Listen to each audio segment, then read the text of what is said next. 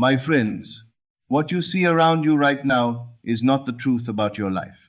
I want you to hear that clearly because everything else I'm going to say tonight depends on your willingness to accept it.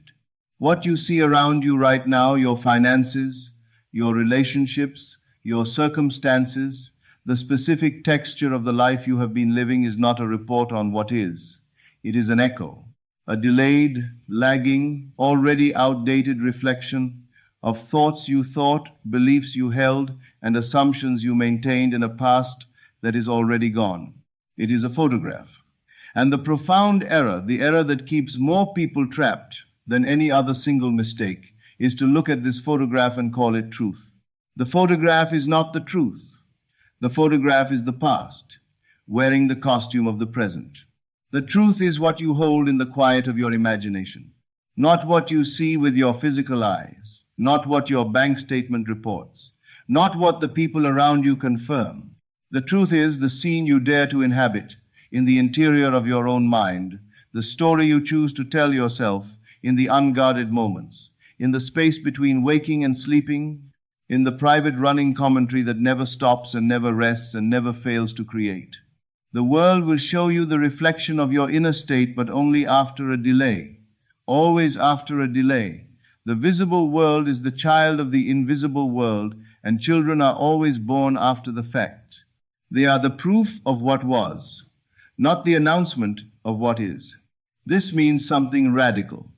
If you want tomorrow to look different, you must stop letting today dictate how you feel. You must stop taking today's reflection as instruction. You must stop looking at the photograph and asking it to tell you what the future holds. Today's reality is not your prophet. It is your historian. And you have already moved past the chapter it is still reporting on. Ignore your reality. I know how that sounds. I know the reasonable voices will rise immediately, ignore it. But it's real. But it's right here. But these are facts. And I am not asking you to pretend the facts don't exist. I am asking you to stop giving them the authority to determine your inner state. I am asking you to understand what facts actually are. They are the crystallized residue of past assumptions, hardened into physical form through the ordinary operation of the law of consciousness. They are not immovable. They are not permanent. They are not telling you who you are. They are telling you who you were. And there is a world of difference. So when your senses wave their hands and demand your attention, when the account shows a number you don't like, when the relationship hasn't appeared, when the body isn't yet what you envision, smile at these things. Not the smile of someone in denial, but the smile of someone who understands. These are the fading remnants of a life you have already outgrown. They are the shadows still lingering after the light has shifted. They are the last words of an old chapter you have already stopped writing. Do not fight them. Do not fear them. Simply refuse to give them creative authority over your inner state. Just keep assuming. This is the whole practice. Not complicated, not requiring special gifts or unusual discipline. Simply the consistent, persistent, daily choice to assume that what you desire is already fulfilled. Wake up in the morning and feel the satisfaction of it. Not the hopeful anticipation, the satisfaction. The specific quality of ease that belongs to someone for whom the thing is simply, unremarkably, already true. Go about your day as the one who has already received. Make choices from that identity. Speak from that identity. Rest at night in the comfort of that identity. Let your assumption be more real to you than any circumstance. At first, and I want you to hear this clearly so you are not caught off guard when it happens, at first the senses will argue. They will present their evidence. They will point at the visible, physical, touchable world and say, this is reality. This is what's real. How can you ignore this? And your answer in the quiet of your own mind is simply, this is the past. This is not my current truth. I have already moved. Then return to the vision. Keep seeing yourself where you wish to be, not where you are. Keep feeling the joy of it as if it were already yours. Because in the only dimension where things are first made real, it already is. If you persist in this way faithfully, consistently, Without the constant interruption of doubt, the old reality will crumble. Not dramatically, not in a single sweeping moment. The way old paint chips gradually from a wall as the new surfaces beneath it. The new reality, your chosen reality, will rise to take its place. Gradually, then suddenly, then completely. Your outer world is always one step behind your inner world. By the time you can see, touch, or measure something in the physical world, it has already been set in motion by an earlier state of mind. The visible is always the effect. The invisible is always the cause. The tree visible above the ground was invisible as a seed, but the seed was no less real, no less active, no less certain in its becoming. This means that what displeases you right now is not your enemy. It is outdated. Like a letter that was mailed 3 weeks ago, it carries news from a time that has already passed. The danger comes when you forget this, when you emotionally engage with the old reflection as though it were a current event, when you give your frustration and fear and attention to the photograph and water it with your energy. Because here is the mechanism that keeps people trapped. The moment you give your emotional energy to what you dislike, you plant new seeds of the very thing you are trying to leave behind. Your attention is not neutral. It is creative. Whatever you focus on with feeling, you grow, whether you want it or not. The wise creator does not take present circumstances as instruction for how to feel. They know that feelings are the blueprint of tomorrow, so they refuse to let today's picture dictate tomorrow's reality. They withdraw their focus from the unwanted, gently but completely, and place it on the unseen vision they have chosen. They treat the present like a letter already mailed. The message it carries is done. It cannot be unwritten. But the next letter, the one being composed right now, in the inner world of assumption, can say anything they choose. Everything begins in the unseen. Before any event unfolds, before any change becomes visible, before any dream takes physical form, it exists first in the quiet realm of thought and belief.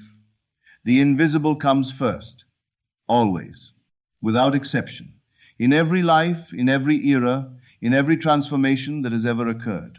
Your mind is the soil. Every assumption you hold is a seed, and seeds planted in receptive soil, watered with feeling, tended with persistence, grow, not because you are forcing them, not because you are supervising the process, because that is the nature of seeds. They become what they carry, and your assumptions carry the precise form of the reality they will become.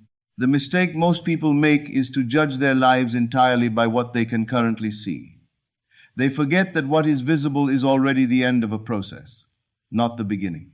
The harvest visible above ground began as a seed beneath the surface, in the dark, in the invisible weeks or months before it could be seen.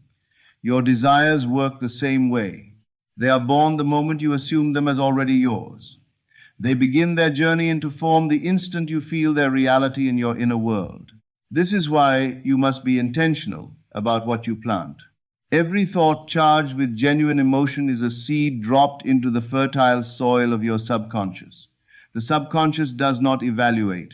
It does not screen your thoughts for worthiness or probability. It receives them and begins building from them, the way soil receives a seed and begins feeding it, without asking whether the seed deserves to grow. If you spend your days replaying fears, the subconscious plants fear. If you dwell in anticipation of disappointment, it plants disappointment. These weeds do not ask permission. They grow in whatever attention you give them. But you have the choice always, in every moment, to plant something different. You can choose to assume your desire is already reality. You can choose to hold that assumption as though it was sacred, tending to it daily with feeling and faith. When doubt appears, you refuse to water it. When appearances contradict your vision, you recognize them as old seeds still completing their cycle, and you let them pass without giving them your emotional energy. You do not dig up the seed to check its progress. You do not demand it reveal itself before it is ready. You water it with belief. You keep the soil warm with the feeling of the wish fulfilled. You protect it from the weeds of fear, and the harvest comes.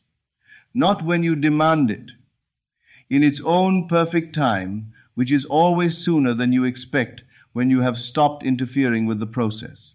The moment you decide what you want, your task is not to wait for proof. It is to live from the end now, today, in this body, in this day, as if the desire were already fulfilled. The greatest mistake you can make at this point is to stand still, scanning the horizon for signs of progress, measuring the distance between where you are and where you want to be. This posture of waiting only creates more waiting. The law responds to your state, and the state of someone waiting is the state of someone who does not yet have. So the law delivers more not yet having. Instead, step into the role now. Mentally, emotionally, in the privacy of your own consciousness, become the person who already has the thing you desire. You cannot hold the identity of someone poor and expect to live in wealth. You cannot carry the feeling of someday and expect the gift to arrive today. What you hold in your mind and heart becomes your reality, not what you wish for at a distance, but what you claim in the present. When you assume it is done, you stop approaching your desire as a request and start approaching it as a fact. Ask yourself honestly, if I already had this, how would I think? How would I move through a room? How would I speak to people? How would I treat myself? And then live according to those answers, even while your senses still report the old reality. The outer world carries the residue of the old state, yes, but the outer world is the shadow. The substance is the inner state you are choosing to hold. The moment you accept the role inwardly, the scene begins to change outwardly. Not always immediately, not always visibly, but it begins. Always, without exception, it begins. There will be voices, some from outside you, some from within, that will try to tell you what is possible and what is not. They will measure your potential by your current circumstances. They will point at your past failures as evidence for your future limitations. They will speak in the measured, reasonable tone of people who believe they are simply being practical. And what they are actually doing without malice, without awareness, is binding you to the known and the visible, keeping you from stepping into the unseen where your desire already lives. Do not silence these voices by arguing with them. You cannot win that argument because they have evidence on their side. The visible world, the photographs, the history, all of it supports their case. And you are not making a case for the visible. You are living from the invisible. You silence these voices by withdrawing your mental and emotional energy from their words. Not with contempt, not with defensiveness, with the quiet, complete turning away of someone who has simply moved their attention elsewhere. Your senses too will try to persuade you. They will present facts, numbers, images that seem immovable. They will whisper, "Look, nothing has changed. This is still your reality." And you will remember what your senses actually are, reporters of the past. They can only confirm what has already been created by previous states of mind. They have no access to what is becoming. They can only tell you where you were. This is why inner discipline is essential. You must become the guardian of your own mind. When doubt speaks, you turn your attention back to the vision. When fear presents its case, you refuse to sit in its courtroom. When the world insists you are foolish for believing in what it cannot yet see you, silently bless it and return to your inner knowing. The power to transform your life is not found in convincing the world to support your dream. It is found in convincing yourself so completely that the world has no choice but to rearrange itself accordingly. To live in the end is to make your fulfilled desire your mental home. Not a place you visit occasionally when you are in the right mood. Not a daydream you drift into and then return from. A dwelling place. The place you live from the inner address that shapes your decisions, your words, your expectations, your posture, your quality of thought. Most people spend their lives always moving toward their desires, imagining them